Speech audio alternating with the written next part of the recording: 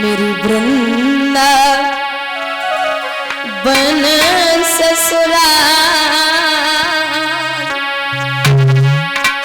संभाल राणा तेरी नगरी। वृंदा बन ससुराल संभाल राणा तेरी नगरी। दोनों हाथ ऊपर करके तालियों का साथ दे तो हरि बोल।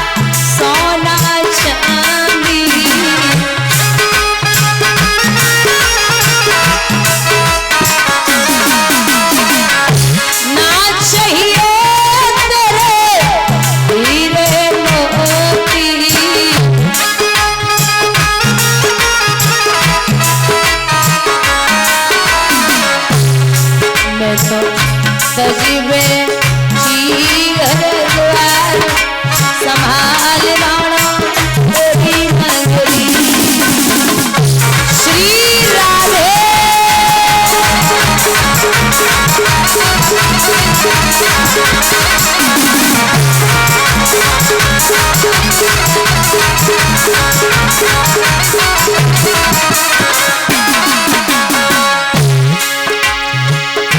कृष्ण नाम यति नीको लागे।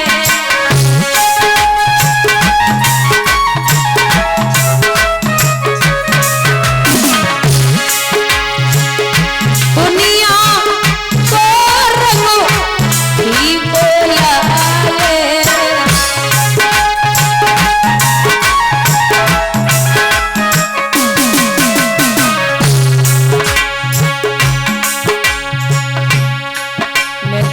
तजी बैठी द्वार संभाल राणा तेरी नगरी।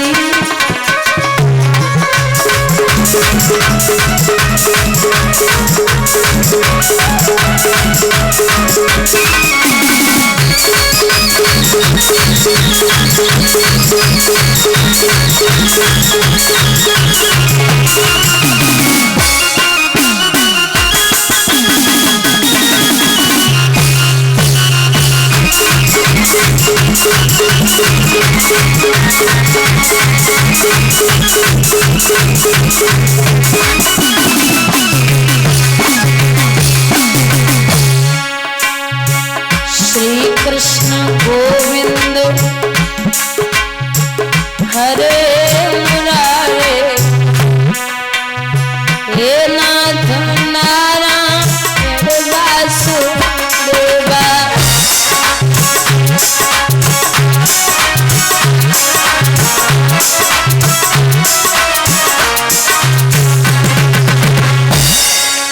श्री कृष्ण गोविंद हरे मुरारे हे नाथ नारायण वासुदेवा।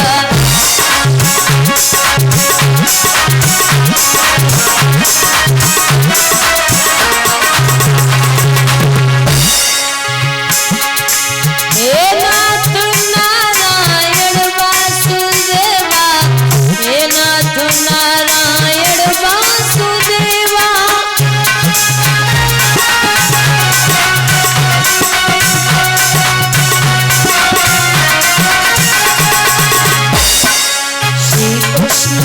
गोविंद हरे मुरारे हे नाथ नारायण वासुदेवा।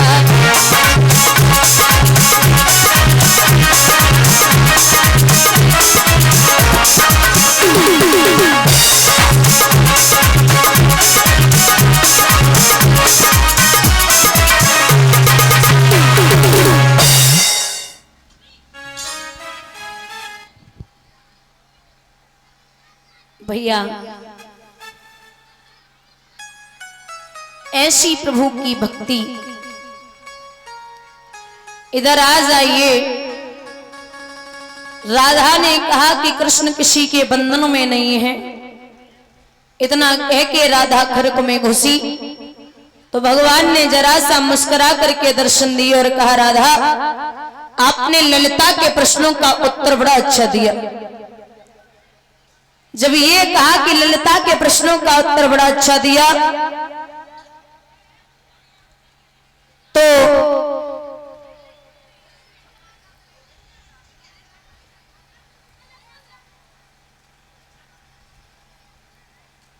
राधा ने विचार किया कि अब बिना भगवान के किसी और का चेहरा देखना पसंद नहीं करूंगी। नेत्र बंद करके राधा लेट गई। जाकर के सखियों ने देखा तो राधा बेहोश पड़ी। बड़े बड़े वैद्य ज्योतिषी आए लेकिन राधा को ठीक नहीं कर पाओ। सूरज छिप जाए मेघ पाकर, चंद्रमा अमावस आने से, लेकिन ये प्रेमी नैन कभी छुप सकते नहीं छुपाने से।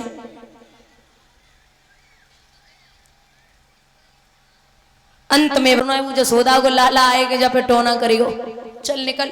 जय रोज कह रही कि हम पासे बोलेंगे ना, हम श्री कृष्ण ना बोलेंगे, हम ये करेंगे वो करेंगे, यहाँ पे कोई चक्कर भूत बलाए ना। चलो अब बांस है। सखियां चली आई। माधवी के दिमाग में दिन रात 4 दिन तक नहीं बोली थी, वो भी कोशिश की थी। अब दिन रात कृष्ण कृष्ण कृष्ण कृष्ण रट रही है। जब गोवर्धन का पूजन हुआ तो माधवी ने एक बार नहीं 1,00,000 बार कोशिश की प्रभु का चेहरा देखने के लिए, लेकिन भगवान ने चेहरा नहीं दिखाया। जब चेहरा नहीं दिखाया तो माधवी ने द्वापुर में ये प्रण किया है कि अगर इस जन्म में आप अपना चेहरा नहीं दिखाओगे तो मैं प्रण करती हूं कि जब अगला जन्म लूंगी तो आपके बिना चेहरे के किसी और का चेहरा देखना पसंद नहीं करूंगी। यही माधवी यहां आकर के हुई है। मीरा बोली है गोविंद भगवान की, और मीरा एक ही बात कहती थी कि मेरो तो गिरधर गोपाल, दूसरा ना कोई, जाके सिर पे मोर मुकुट है, मेरो पति है। आप समझिए कृष्ण के बिना आप कितना भी बड़ा कार्य करें या कितना भी छोटा कार्य करें वो कभी पूर्ण नहीं हो सकता। मैं एक छोटी सी कहानी सुनाती हूं आपको, बहुत ध्यान से सुनना। एक किसान था। किसान, उस किसान के 2 बेटे थे और 1 बिटिया थी। किसान ने कहा था कि जब मैं मर जाऊं तो हमारी जायदाद का आधा हिस्सा मेरे बड़े बेटे को देना है और 1/4 का हिस्सा मेरे छोटे बेटे को देना है और 5वां हिस्सा मेरी बिटिया को देना है। ठीक है। कुछ दिन बाद किसान मर गए और जब किसान मरे तो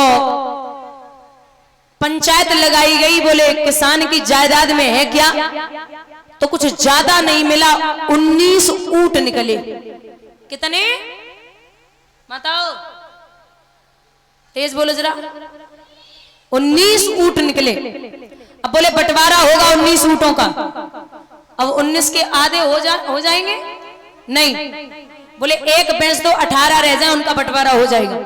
बोले नहीं, बाप की जायदाद है, हिस्सा पूरा पूरा होगा। वो तो क्या करे। 4 दिन तक पंचायत चली। 5वें दिन एक समझदार व्यक्ति उधर से एक हाथ में ऊंट लेके आ रहा था। बोले भैया यहाँ क्या दिक्कत है, क्या चल रहा है यहाँ पे? बोले 19 ऊँटन को बंटवारो ना है पायरो। तो बोले ये जो मर गए ना ये हमारे मित्र थे, काम करो 19 तुम आए, 1 हमाओ, 19 और 1 20। अब 20 के आधे करो, कितने है गए? 10। आधा हिस्सा देना था बड़े बेटे को, तो 20 के आधे करे 10 ऊंट दे दिए बड़े बेटे को। अब 1/4 का हिस्सा देना है छोटे बेटे को, तो 5 चौकू 20, 5 ऊंट दे दिए छोटे बेटे को। अब 5वां हिस्सा देना है बिटिया को, तो 4 पंचे 20, 4 ऊंट दे दिए बिटिया को, 10 बड़े बेटा को, 5 छोटे बेटा को और 4 बिटिया को। 10 और 5 15 और 4 19, तीनों बट गए। अब उसने कहा कि मेरा 20वां था, तुम्हारा बंटवारा हो, हमें वापस दे दो। मैं ये समझाना चाहती हूं कि 5 कर्मेंद्रियां, हाथ पैर मुंह मूत्र द्वार मन द्वार, 5 ज्ञानेंद्रियां, आंख कान नाक जीव त्वचा, 5 और 5 10, 5 तत्व पृथ्वी जल वायु अग्नि और आकाश, 10 और 5 15, 4 अंतःकरण मन बुद्धि चित्त और अहंकार, 15 और 4 19। और जब तक 20वां कृष्ण शामिल नहीं करोगे तब तक जीवन में कुछ भी करने वाले नहीं हो। बोलिए गोविंद भगवान की। आप सब करें, कुछ भी हो, कितना भी बड़ा कार्य हो, लेकिन कृष्ण शामिल होने चाहिए। यहां ये मीरा ने एक ही बात कही थी कि मैं अगला जन्म जब लूंगी तो आपके बिना किसी और का चेहरा नहीं देखूंगी। दूसरे जन्म में मीरा की शादी भी कर दी गई। तो जब पहुंची है, राणा ने कहा कि तू संतों के साथ नहीं जाएगी, न नाचेगी न गाएगी। तो मीरा ने कहा कि अरे ओ राणा, तालियों का साथ दे।